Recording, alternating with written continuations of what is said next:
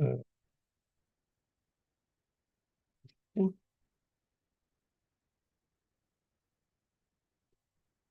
on a second. I think it's working. Okay, good afternoon, everyone. Let me just go back here, and I'm going to put this on the screen. Have to get that ready. Here we go. Sorry, guys. So we are beginning Mishnah 3, which I'm going to put on the screen for you. And hold on a second. I have to also let somebody in. Too many things happening at once today.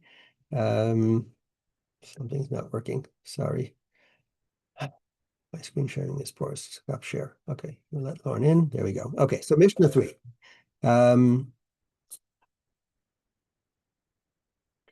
Mishnah is continuing from Rabban Gamliel, and he says, Hebu Zihirin Barashus. We should be careful about the authorities. She'ein mekarvin lo as a adam. They don't bring a person close, elo l'tzorach atzman, except for their own needs. Whenever if they're going to make you be friendly with you, they have an ulterior motive. Nirin ka'ohavin b'shas hana'asin. They look like they're your good friends when it's good for them. Ve'ein omdin lo la'adam b'shas docho, but they don't stand up for a person when that person is in need. Pretty tough statement here. So first of all, in terms of Rabban Gamliel, so Rabban Gamliel, remember, was the previous Mishnah. This is just a continuation of things that he was saying. And as the son of Rabbi Yehuda Hanasi, since as he was a kid, he was involved in politics in terms of his father. And he's learning from his father that even if you're friendly with the government, you can't rely on them. And his father was a good example of that, because Rabbi Yehuda Nasi was in the times of the Romans, of course, and he had a good relationship with Antoninus, who may have been Mark Antony, I'm not sure, but he had a good relationship with the Caesar. Yet he understood that, you know what, you can't rely on them.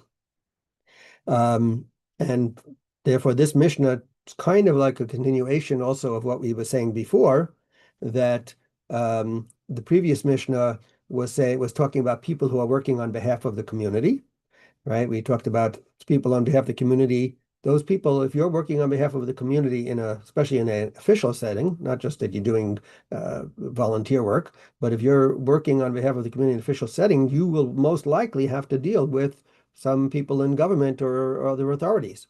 So we want to give you a little warning as to be careful that how you deal with it. Don't let yourself get taken advantage of, and don't rely on certain things because they may not be there for you when you're in need. Rabbeinu Yonah actually goes even a little stronger than that. He says that they could even take away your property, like authorities. We do know that does happen when public works projects coming through your town, and things can happen to your property. Whether it's good for them. I don't think we have so much of that happening these days, but certainly in prior times that was very common. The Tosfos Yom Tov also points out, and others as well, that there was an earlier Mishnah. We learned in the first chapter, we had a Mishnah from one of the pairs named Shemaiah, who told us also about being careful about authority. And there he says that Mishnah was not referring to a case when the public needs were at stake. That was talking about when you're dealing with your own, for whatever reason, to be careful on your private level from authorities. How here you are dealing. We're talking about people who are working for the public, and you still have to be careful with authorities. So he points out, and actually it's good timing. It was one of his examples is Mordechai from the Purim story. Mordechai was someone who ended up dealing with the authority. He was dealing with Achashverosh and the leadership all the time. And Rabbi Yehuda Hanasi himself, who was Rabbi Gamliel's father, he also was someone working with the government. And so are you allowed to work with the government? Shmaya indicated, oh, you shouldn't even do that. And here you see that you can, when you have to benefit, when it's for the good of the community, you do. You get involved, and you do whatever you need to do to help the community.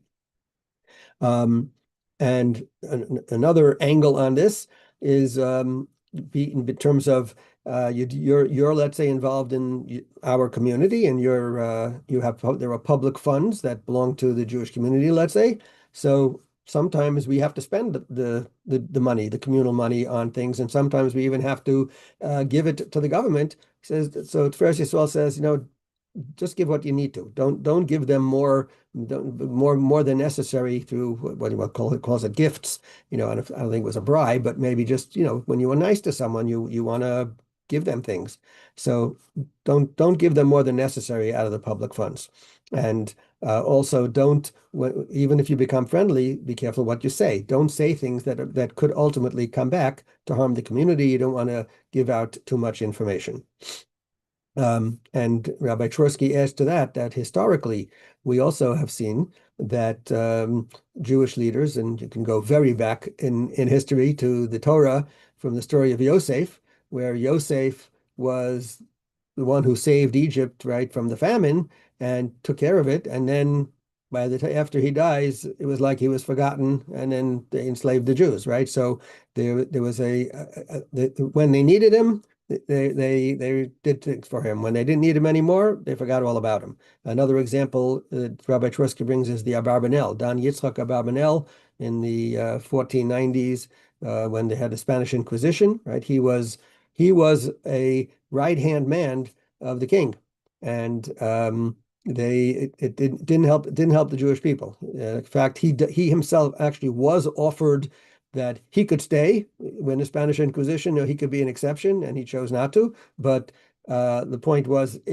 even though he was Jewish and he was obviously a leader in the Jewish community, and he did so much for the king, it didn't help the Jewish people, and he was kind of tossed out, like forget about it.